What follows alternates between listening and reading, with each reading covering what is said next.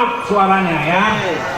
Ya Nabi salam alaika.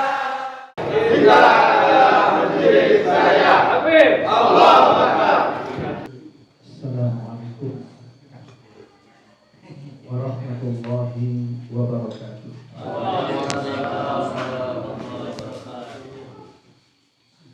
Alhamdulillah. Asyhadu an la ilaha illallah wa asyhadu anna Muhammadar Rasulullah. Allahumma shalli ala sayyidina wa maulana Muhammadin wa ala alihi wa sahbihi wasallim. Syukur kita kepada Allah atas segala limpahan rahmatnya, nikmatnya maupun amanahnya. Selawat kita kepada baginda Nabi kita Muhammad sallallahu alaihi wasallam. Allahumma shalli wa sallim wa barik alaihi wa ala alihi. Kita mohonkan kepada Allah selawat yang kita bacakan kiranya disampaikan Allah kepada beliau. Kita berdoa kepada Allah semoga di akhirat kelak kita mendapatkan syafaatnya. Amin. Amin. Semoga Allah membukakan hati kita. Allah berikan kita taufik dan hidayahnya. Allah tetapkan kita pada jalannya. Kita mulai dengan baca katul Quran Al-Fatihah. Bismillahirrahmanirrahim. Alhamdulillahirabbil alamin. Arrahmanirrahim. Maliki yaumiddin.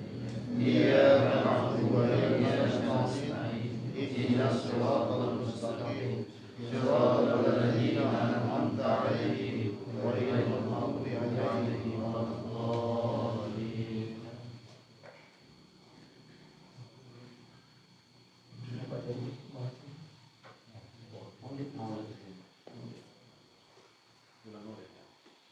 Bismillahirrahmanirrahim. Kita beriman kepada Nabi ini, yang kita imani apanya, yang kita ambil apanya saja.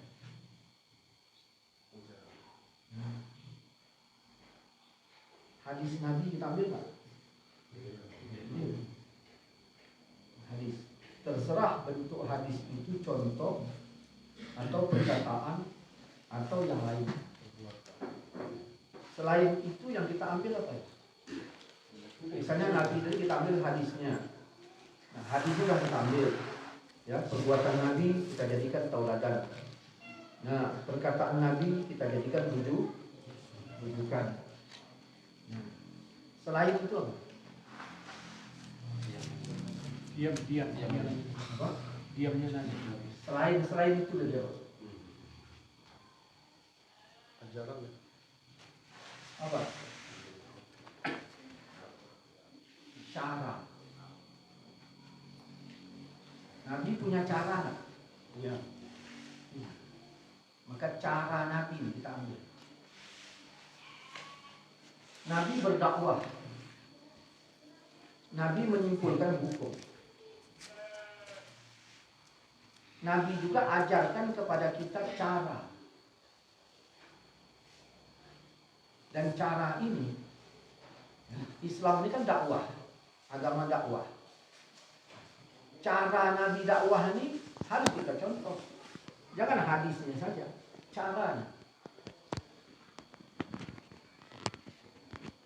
Nabi ketemu orang Yahudi di Madinah. Puasa 10 Muharram. Amalan siapa itu? Yahudi. Islam apa bukan Yahudi? Yahudi puasa 10 Muharram. Apakah mentang-mentang mereka Yahudi terus Nabi hentikan dakwah kepada Yahudi itu? Tidak. Sehingga Nabi berdialog dengan Yahudi. Yang didialogkan Nabi apa? Nabi bertanya alasan mereka puasa 10. Yahudi, kenapa kau puasa 10 Muharram? Hari ini kenapa kau puasa? Maka dijawab oleh oleh Yahudi, ini Asyura, ini 10. Jawaban siapa? Yahudi. Hubungannya dengan puasa apa? Dulu Rasul kami diselamatkan dari kejaran Fir'aun di 10.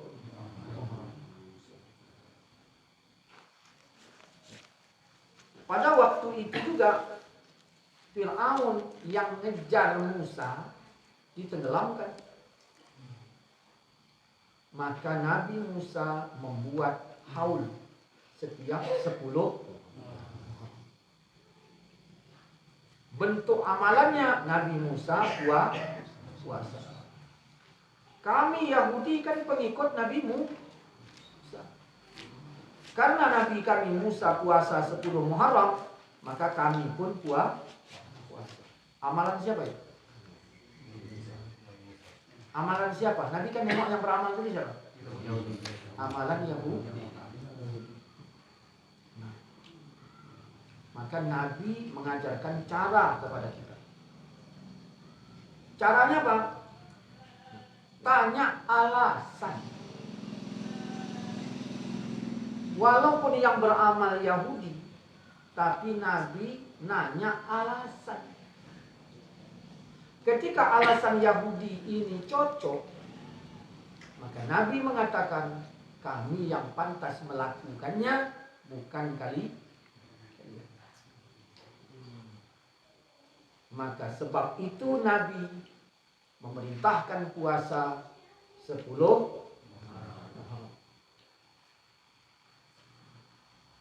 Cuma Nabi khawatir tak mau menyamai mereka. Karena tasyabbuh, man tasyabbaha biqaumin, kalau tasyabbuh dengan satu kaum, wa huwa minhum, dia bagiannya. Kita dilarang tasyabbuh dengan Yahudi. Maka Nabi mengajarkan cara supaya tidak tasyabbuh. Bagaimana cara Nabi mengajarkannya? Kita 2 hari, dia sehat, karena bentuknya sama. Dia puasa, kita puasa, sama bentuknya. Kalau bentuknya sama, bikin jumlahnya beda. Maka ketika jumlahnya beda, hilanglah persamaan, maka tak boleh dikatakan itu sama karena beda di hari.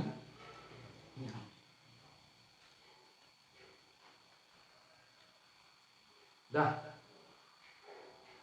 Ini satu. Jadi Nabi mengajarkan cara. Yang kedua, ada sahabat asal sholat baca kulhu. Kulhu terus. Sahabat itu. Maka dilaporkan kepada Rasulullah. Di lampu ini kurang enak nih kayaknya. Silu. Oh iya. Iya.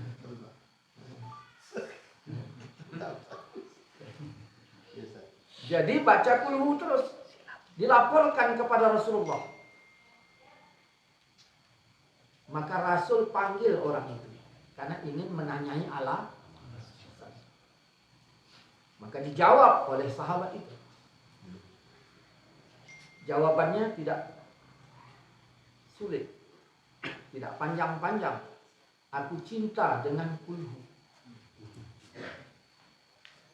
Itulah jawaban dari sahabat. Makanya baca kulhu terus. Bayangkan kalaulah model kita bertekak dengan orang itu, apa jawaban kita? Memangnya kok nggak cinta dengan Al-Baqarah? Ya kan? Kita persulit lagi dia supaya dia kejebak. Tapi Nabi memang rahmat. Sehingga Nabi menjawab, hubbuka iyyaha adkhalakal jannah. Cintamu kepada qul huwallahu ahad itu memasukkan kau ke dalam surga. Dah, berarti di sini cara. Kalau demikian, jikalah maulid ini yang pertama kali melakukannya, jika, ini kata jika ini, jika maulid ini yang pertama kali melakukannya Syiah, kan begitu. kita pengikut Rasulullah, ikutlah cara ikutlah cara. Bagaimana cara Nabi tadi? Tanyanya alasan. Apalah salahnya kita bertanya kepada Syiah, Syiah, kenapa kau bikin maulid? Aku mau tahu alasannya. Karena Nabiku dulu ketika melihat Yahudi berbuat, Nabi nanya alasan. Kalau alasannya cocok kami ambil, kalau enggak kami tolak. Karena Wahabi mengatakan jangan ikut. Itu amalan Syiah. Kita ikut Nabi. Maka tanya alasan.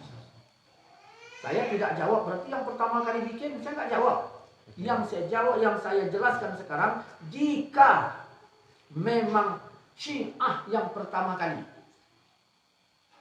apakah langsung tak boleh? Berdasarkan agama kita yang berpedoman pada Quran dan hadis, kan gitu? Maka Nabi mencontohkan kepada kita tentang Asyura dan sahabat yang membaca kul. Nah, ini masuk nggak? Masuk. Kalau kira-kira kurang pas, kasih tahu. Bilang aja. Masuk sih. Sedikit lumayan lah. Nah, maka kita tanyalah kepada Syiah. Kenapa kau bikin maulid?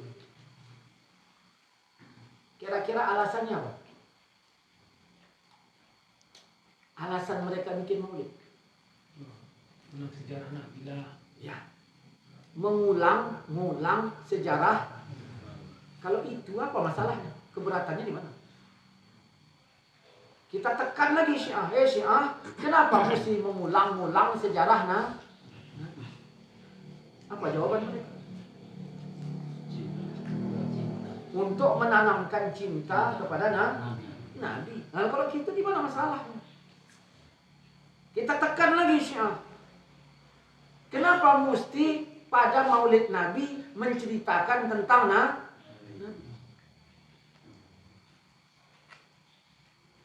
Kita tekan lagi. Apa jawaban? Bukan mesti di Maulid Nabi kami ceritakan. Maulid Nabi untuk memanggil orang umum yang nggak bisa dipanggil dalam pengajian-pengajian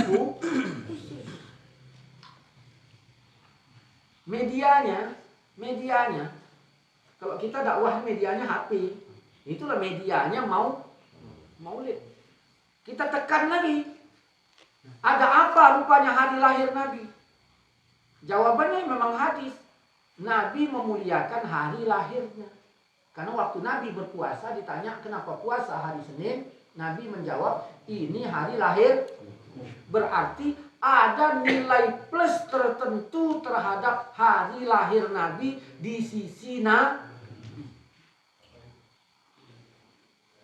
Nah, maka oleh karena itu kami ambil ini dari Nabi. Nabi menghormati lahirnya, maka kami bikin namanya maulid. Maka kami jadikan itu media untuk mengumpulkan masyarakat yang biasanya susah ngumpul di pengajian tak ada. Kalau maulid kami libatkan mereka itu semua. Reman-remannya kita libatkan. Yang di dalamnya untuk menceritakan kisah tentang Rasul. Nah, kan itu alasan. Itu alasan. Nah, mari kita tengok banding alasan. Yahudi puasa Muharram tadi alasannya dengan alasan yang ini imbang-imbangnya kuatnya. Nabi mengambil alasan Yahudi. Ternyata bukan hanya Yahudi, sahabat pun ditanya Nabi alasan.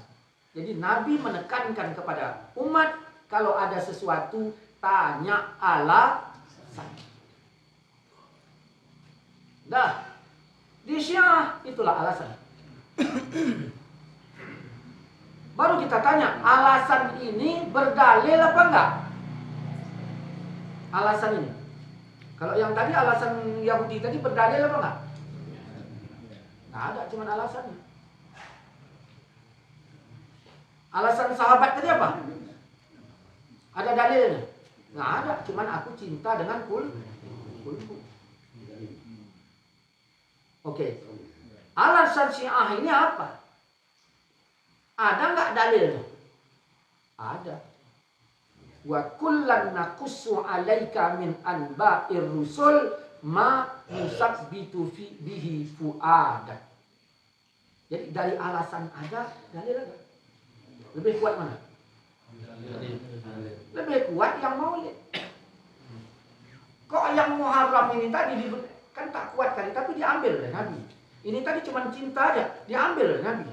Ini alasannya lengkap plus dalilnya. Kenapa ditolak?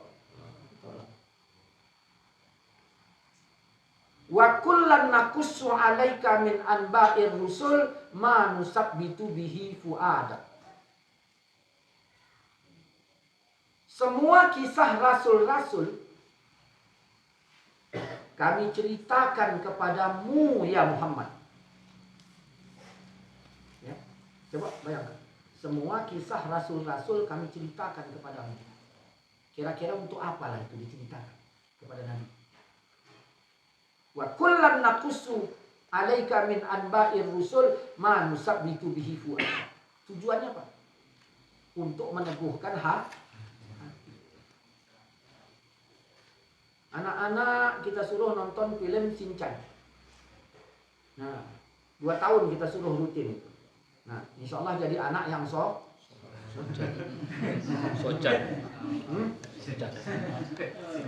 Kenapa? Karena hatinya teguh kepada Shinchan. Rasul ini Allah teguhkan hatinya.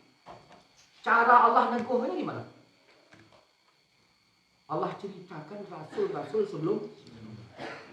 Ternyata Nabi Muhammad aja ketika Allah ingin meneguhkan hatinya, caranya Allah ceritakan kisah rasul dahulu. Kita perlu nggak teguh hati kepada Nabi Muhammad? Allah bagaimana cara meneguhkan hati Nabi Muhammad? Berarti kita juga penting meneguhkan hati kepada Nabi Muhammad. Caranya lewat dikisahkan tentang Nabi Muhammad. Itu. Kalau gitu selesai. Udah. Berarti secara nas boleh nggak?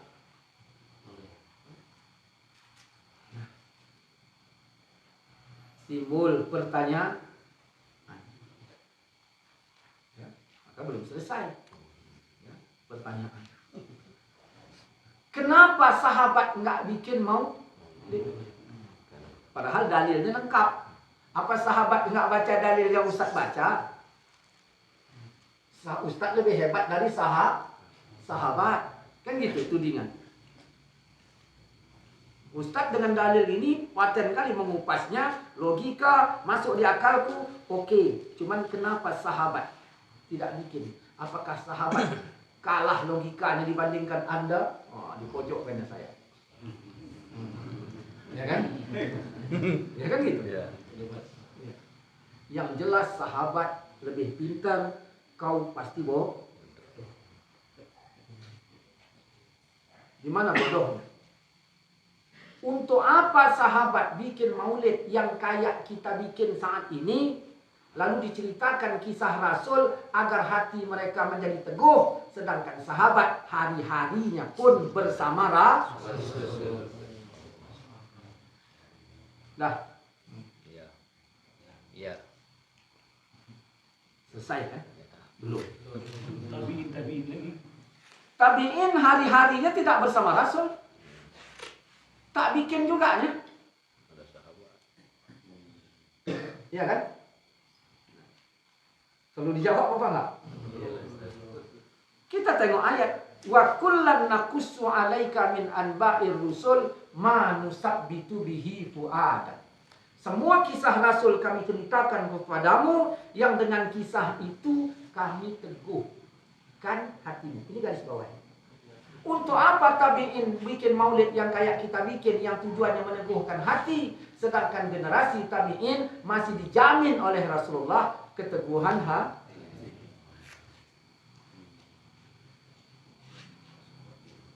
Nah, kalau begitu, ya, kenapa Syiah bikin? Mereka bikin di saat hati umat tidak teguh walaupun jumlah mereka banyak. Maka muncul. Kalaulah Quran ini hudal linnas, kenapa nggak diturunkan ke Nabi Adam? Apa bukan manusia Adam? Kan gitu. Kalaulah Quran diturunkan kepada Nabi Adam, umat-umat yang dulu-dulu, bingung mereka. Di situ ada tentang faraid. Tanah masih banyak-banyak ini gimana? Belum butuh. Ayah saya berkata, "Nak, kau anak yang paling besar." Ya. Anakku yang besar, yang kecil, asal udah pandai ngomong, wajibkan sembahyang. Kalau aku ada di rumah, aku tanggung jawab membangunkanmu, membangunkan adik-adikmu untuk sembahyang. Karena aku sama makmu ini mau berangkat ke Jakarta, di sana kami seminggu ada urusan, maka kutugaskan kepadamu untuk menjaga adikmu supaya mereka tetap sholat di belakangku. Kau terima amanah ini? Iya, ayah. Kau harus menjadi anak yang patuh? Iya, ayah. Maka berangkatlah ayah ke Jakarta, ya. Dan pulang ayah dari Jakarta, ayah nanya, jawab dengan jujur. Selama ayah tak ada di rumah, ada nggak kau jalankan amanah ayah? Suruh ayah itu apa? Bangunkan adik untuk sholat, terutama sholat subuh. Berlaku nggak perintah itu di saat ayah tak ada? Berlaku. Ayah nanya, ada kau bangunkan? Enggak ayah. Sekalipun, iya tak ada. Memanglah marah ayah. Ya, dengarkan dulu. Apa dengar-dengar? Dengarkan dulu ya. Bukan aku yang tak mau menjalankan amanah ayah. Aku tahu ayah mengamanahkan aku untuk membangunkan adik. Aku tahu itu. Dan aku bukan anak durhaka. Aku ini anak yang baik ya. Tapi kenapa nggak kau bangunkan? Bukan aku yang tak mau membangunkan adik. Karena bangunnya pun di luar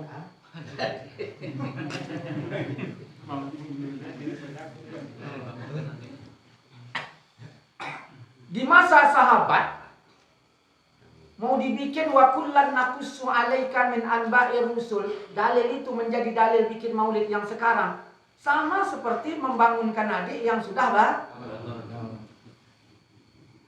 jelas.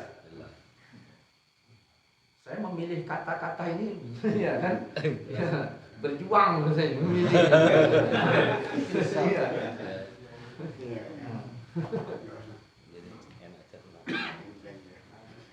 Udah, berarti ya. Wajarlah sahabat tak bikin.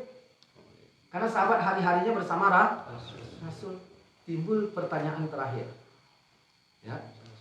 Kenapa Mekah Madinah tidak buat sampai saat ini? Nah, jelas itu. Kalau jelas saya minum dulu.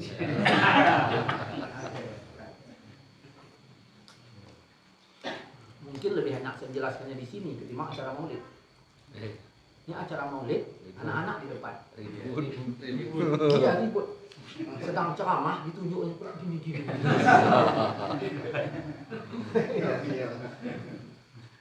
Saya bilang sama dia, kalau bisa ceramah maulid dekatlah. Anak-anak suruh aja dia main-main di sana. Emaknya yang penting. Ini kan? Ini enggak tunjukkan anak-anak. Ternyata emaknya tak tahu, anaknya pun tak tahu.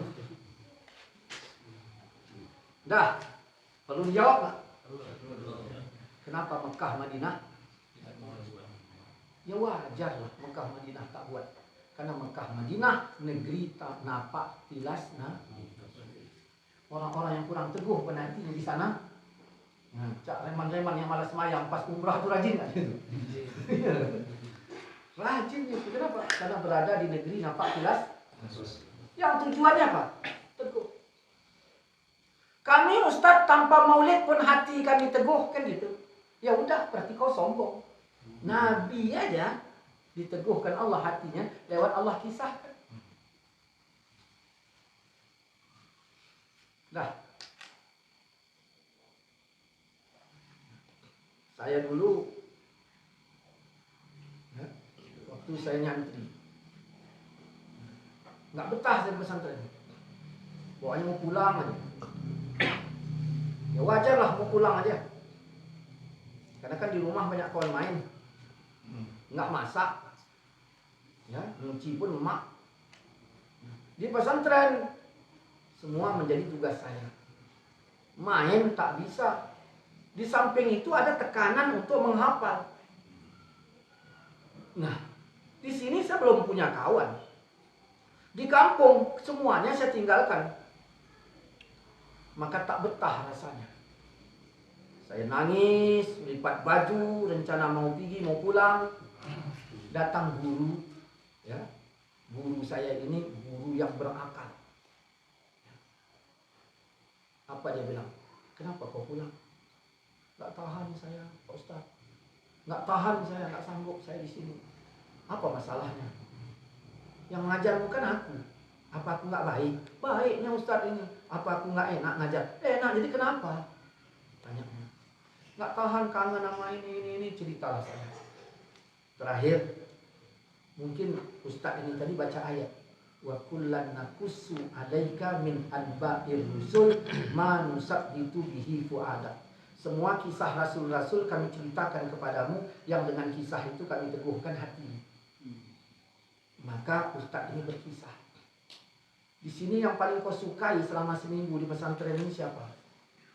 Kalau guru ada si Polan itu. Ya. Itu agak enak ngajar, gampang kupahami. Cuman aku gak tahan, pengen pulang. Oh, kau tahu tentang dia itu bagaimana? Karena dia sudah menemukan saya satu orang sosok yang saya suka. Cuman gak betah karena mikirin kamu. Itu dulu, dia dulu. Ya. Aku udah kelas 5 di sini, dia baru masuk. Ayahnya udah meninggal. Emaknya pun orang susah. Datanglah dia ditatih emaknya, diantar ke pesantren. Begitu emaknya mau pulang, dipeluknya emaknya. Mak, aku ikut pulang, jangan. Ayahmu dulu bernazar supaya kau masuk pesantren. Sekarang ayahmu tak ada. Bukan mentang-mentang kau menjadi anak yatim, terus kau nggak masuk pesantren. Nak. Kita bagi tugas. Kau tugasmu belajar di sini, mak tugasnya nyari duit. Mak doakan kau sehat-sehat walafiat supaya bisa belajar. Kau doakan mak supaya mudah rezeki. Mudah rezeki. Begitu ditinggalkan emaknya, 3 tahun emaknya nggak datang nengok anak ini. Diceritakannya lah tentang dia ini tadi bagaimana. Pas emaknya datang, ini anak ini yang kau bilang gurumu tadi, yang kau suka ini tadi, udah bisa ngajar kelas 2. Ditanamkannya keteguhan hati saya kepada sosok yang sudah saya suka. Akhirnya naiklah semangat saya. Baju yang tadi di tas sekarang saya balikkan lagi ke lemari sehingga betahlah saya di sana. Wa kullan naqussu 'alaika min anba'ir rusul ma nusabbitu bihi fu'adak. Semua kisah Rasul kami ceritakan, yang dengan kisah itu kami teguhkan hati. Oke. Ada Sudin. Saya benci dengannya. Saya palak nengoknya. Saya tak tahu orangnya anak mana, tapi saya kenal seminggu sebelumnya. Kami sudah pernah berkelahi di tepi sungai, cekek-cekean, seri. Kalau seri ini bakal jadi saingan apa enggak? Iya. Kalau saya menang, masih bisa jadi anak buah dia nih. Ini seri. Nah, hampir kalah juga saya. Untung dia kesandung batu. Berarti kan kayaknya hebat dia tenaga ketimbang saya. Pokoknya kalau disebut nama Udin, tetap benci di hati saya. Dah, tiba-tiba datang pula lah si Udin ini tadi ke rumah. Minta makan. orang yang saya benci. Wak, katanya, manggil mak saya. Ada nasi, Wak. Aku belum makan dari tadi pagi. Mak saya nengok, ya Allah, Den. Kenapa kau nggak datang dari tadi? Kalau belum makan. Ayah beli bau. Bau. Kepalanya kasihnya. Kepalanya kasihnya Sudin. Oleh mak. Berapa jengkel saya itu berapa?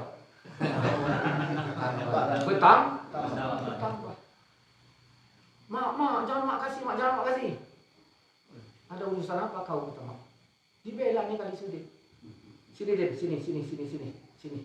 Dah, ini mana ini yang piring, kasih nih kepala bau tuh makan. Nangis mak nengok Sudin tuh. Jangan kau dekati setan tuh, bilangkan saya. Makin hancur hati saya. Ya. Makanlah Sudin itu tadi. Sambil nengok saya bilang. Dah, terakhir dikawani mak. Sambil dibelainya rambut Sudin itu tadi oleh mak. Pala saya, larilah saya ke rumah Tok Dolah. Saking kan panasnya hati saya. Kenapa kau nangis ngamuk-ngamuk gini-gini, nendang-nendang pohon pisang segala macam kan? Gak sanggup aku. Kenapa? Saya ceritakan. Oh, kau kenal Mas Sudin? Kenal, orang berantem aja udah. Berarti kau gak kenal, kata aku. Loh, apa gak kenal? Orang kan kita berantem di sungai sekali kemarin itu aku tumbuk kan dia kau. Berarti kau gak kenal. Duduk kau sini, duduk. Supaya kau tahu ya. Aku ini kan atuk ni. Sama atuknya Udin dulu. Kami akrab. Aku umur 10, atuk Udin itu umur 17. Beda 7 tahun. Aku susah hidupku kata atuk. Atuknya Udin itu kaya. Kemana-mana pergi, dialah yang ngasih aku jajan. Kalau enggak berjajan aku. Nah, diperkenalkannya Udin lewat atuk. Waktu dulu aku mau nikah, kata atuk, tak ada duitku, atuk Udin bilang. Iya. Ayahmu waktu kecil-kecil dulu susah kan hidupnya. Atuk Udin bilang. Ayahnya Udin itu pun dulu baik kali mama. Kalau enggak waktu lahir kau dulu, rasa udah dalam tanah kau. Habis diceritakannya tentang Udin. Karena tadi saya udah kenal nama, tapi belum kenal sosok. Akhirnya pulang saya. Mak, masih ada kepala bau yang kenyang nomor 2. Ada, kasih aja Udin. Wa kullan naqussu 'alaika min anba'ir rusul ma nusabbitu bihi fu'adak. Semua kisah rasul-rasul kami ceritakan kepadamu yang dengan kisah itu kami teguhkan hati. Kenapa maulid ini dikisahkan? Supaya hati umat teguh kepada Nabi. Cuman kadang-kadang ya, kita dari ini kurang menceritakan Nabi. Pas maulid kita kisahkan kisah kita sendiri. Di sini sehingga umat ngefannya kepada kita, bukan ngefan kepada Rasul. Yang kedua, membuang-buang energi, mulainya lama kali. Iya, di mata sangat mudah ngantuk. Makanya di waktu saya cerita maulid, orang nggak nyambung. Maulid Nabi, saya cerita tentang Nabi. Orang nggak suka dengarnya, karena udah terlalu lama. Orang kan capek kerja siang, ngantuk-ngantuk. Saya pun berpikir maulid Nabi, kisah Nabi, yang hadir umat Nabi, nggak nyambung. Pala saya ceritakan tentang babi.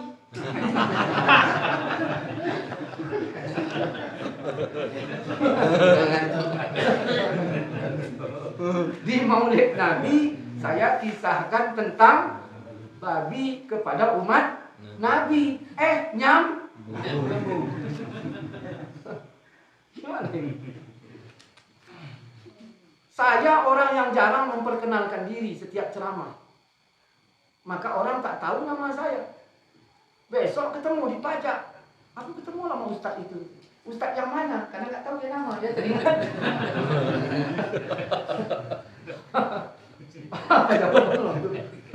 Ustaz yang babi itu nggak kan? Makanya ngeri-ngeri juga.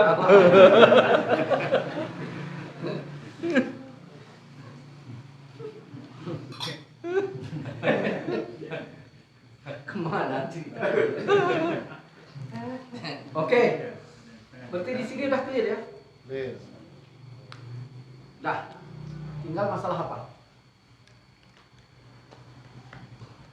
Ustaz, Maulid adalah biang keroknya amalan setan. Dari sisi mana? Mubazir. Ya? Mubazir. Tanya aja, mubazir itu apa?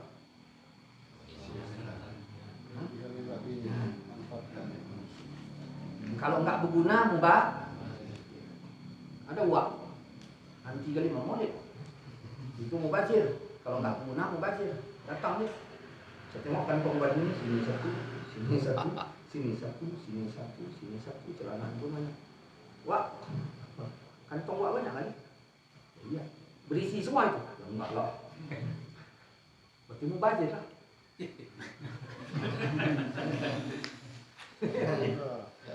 Enggak bebu.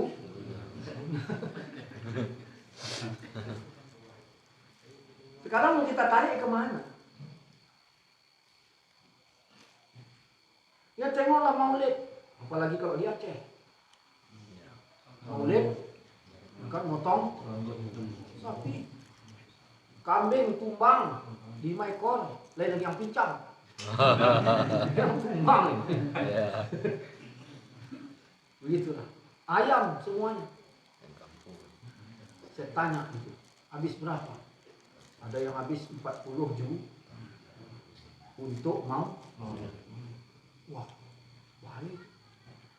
Mubazir. Makin banyak, makin besar mubazirnya, makin besar setan. Oke. Dah. Wah. 2 bulan yang lalu kami ke rumah Wak itu ada apa? Oh itu, Mestakan Sileman. Adikmu itu, ya adik kan.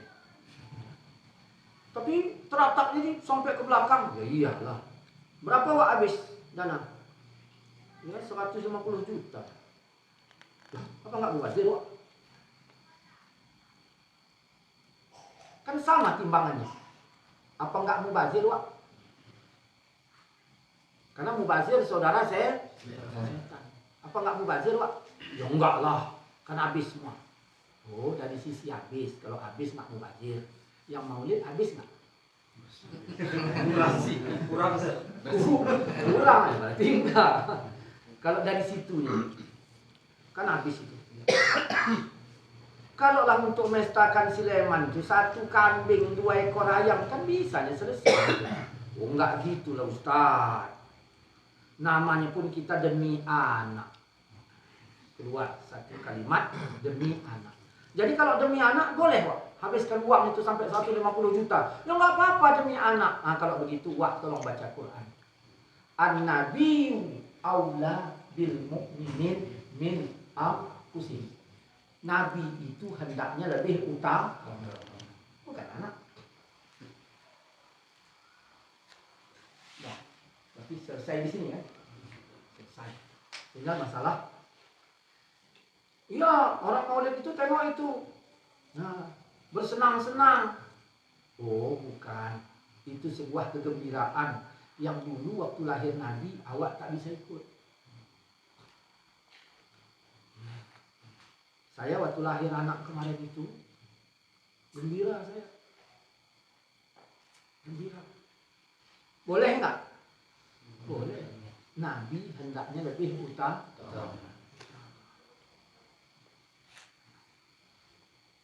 Allah gitu aja, disambung banyak. Tapi istilahnya inti-intinya udah dapat. Apa yang dituduhkan mereka bahwa ini tak bagus, kita jawab ilmiah secara Quran dan hadis.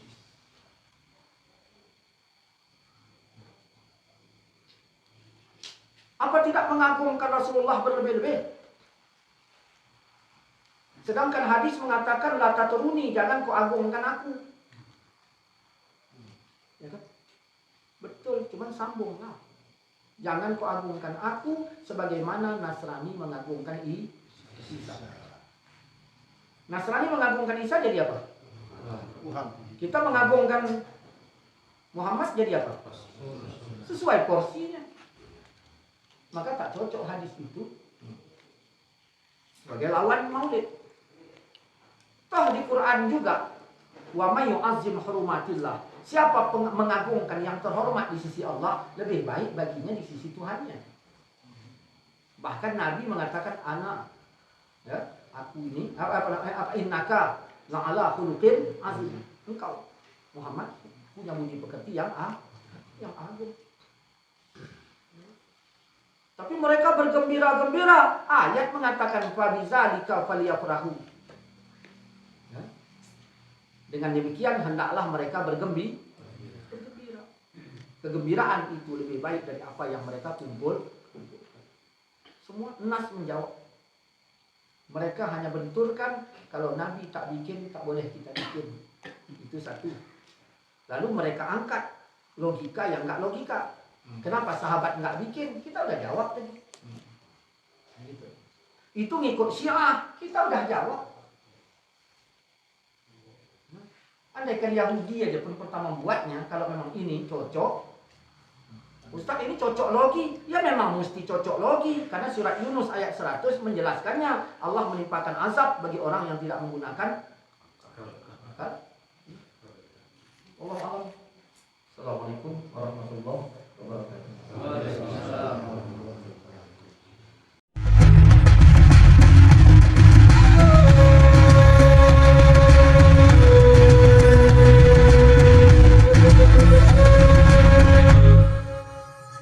Jangan lupa, supaya channel ini bermanfaat, padamkan warna merah. Klik subscribe, subrek.